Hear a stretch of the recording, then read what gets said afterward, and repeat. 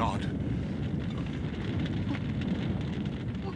I was at art school in the Cuban Missile Crisis, and we were a generation that grew up half expecting nuclear annihilation.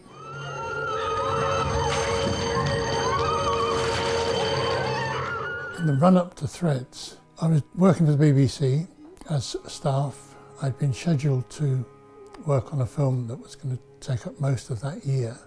The film was postponed for various reasons, and one of the things that came in its place was Threads.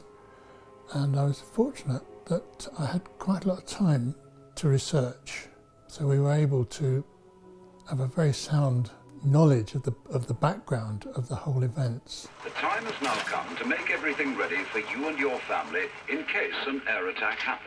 One of my first memories was that at the end of every day's shoot, we'd sit down with the first assistant director and we would be given lists of everything that was going to be shot the following day and the time it had to be ready by. So it was a very, very well organised shoot. Suppose, a mile above the dome of St. Paul's Cathedral in London, on a clear morning, a single 1 megaton weapon explodes. I knew that Mick Jackson had done a QED on a nuclear explosion, famous for its melting bottles of milk, which, as I recall, very, very good. So in many ways, I sort of felt that Threads was a logical follow to this.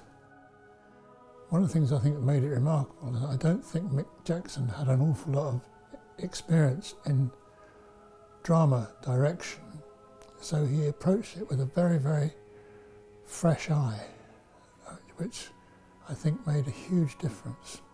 I don't think I've ever worked with a director who is better organised. You know, my immediate thought was this the only film I've ever done where the director had every shot of the film in his head before we started shooting. When I watched the film again, I thought this cannot be possible. But you know, I've never worked with a director. I've enjoyed working with more than Mick Jackson. He really is a star. Come back here with that! Hey, no! Production designer's job is to create the environment in which the film can happen. After we decided on Sheffield and settled down, I knew what I could offer. Mick and I just sort of worked it out between us, what we could achieve.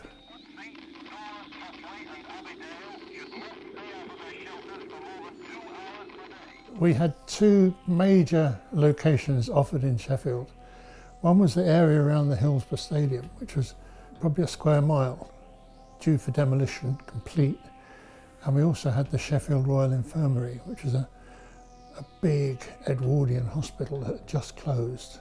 In the Hillsborough estate, we were able to create the environment as it would have been had the bomb gone off in Crewe, and windows, fronts of houses.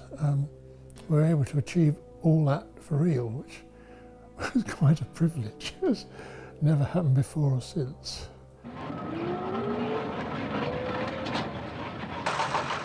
One of the very, very early decisions that we came to was that it would be much easier to take derelict houses and patch them up to look new and lived in than to do it the other way around.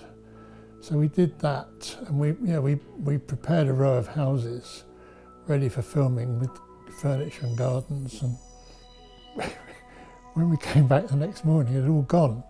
All the furniture had gone, all the doors had gone, even the vegetables in the garden. And we learnt then that this area of Hillsborough had been where people from miles and miles around, if they wanted a door or a bath or a tap or anything, they would just come in and help themselves. So we had to then just get everything ready for filming and then take it straight down again. And we've even had somebody coming in to unscrew a door while the camera was on the set. Hey, you haven't paid for them things!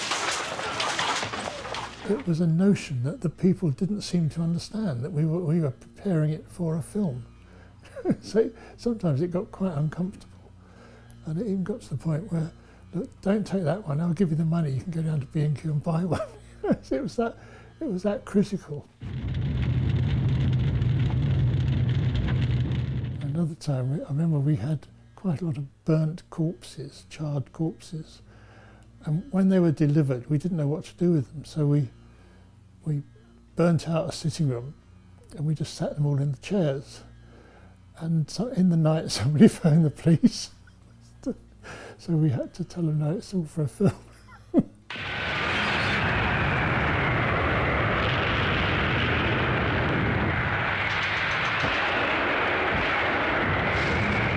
I had a digger that could pull the front off a 3-storey house.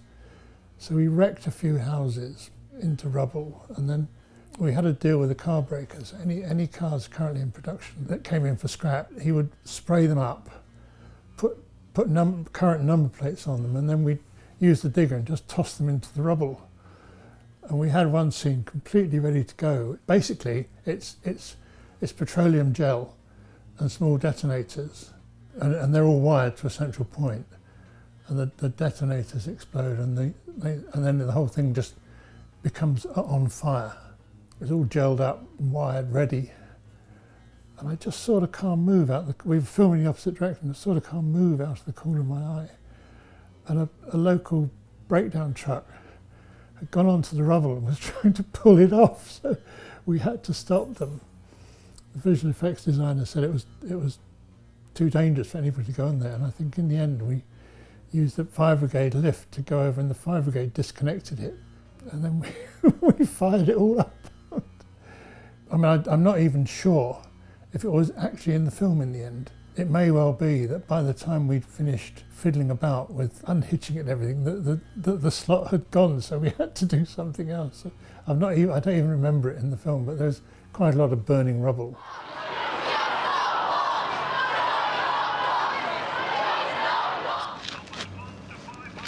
We met once or twice, remember? So that we had a difference between before and after the bomb.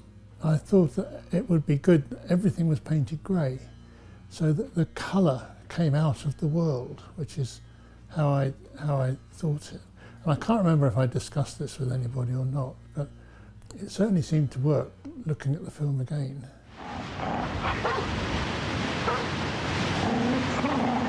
To be honest, the actual keeping to the daily filming schedule was so hard that I don't think anybody working on it gave it a thought, seriously, of what the finished product was going to be like.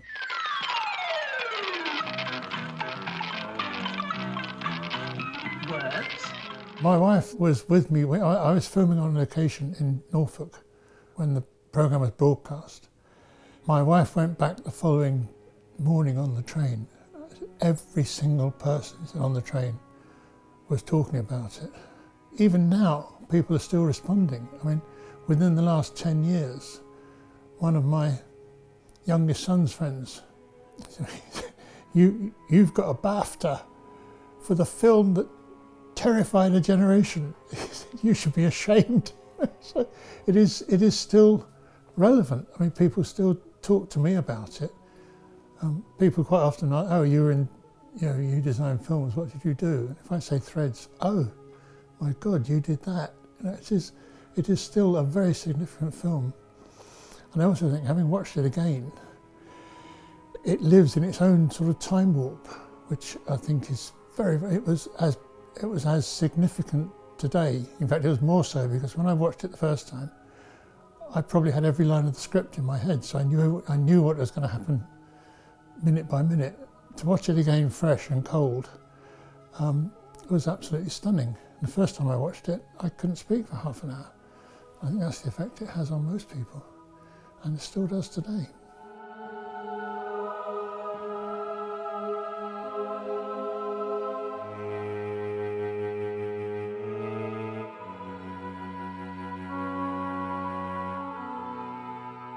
I sincerely hope that Threads played a part in informing, it sounds pretentious, but informing the world what this would actually involve.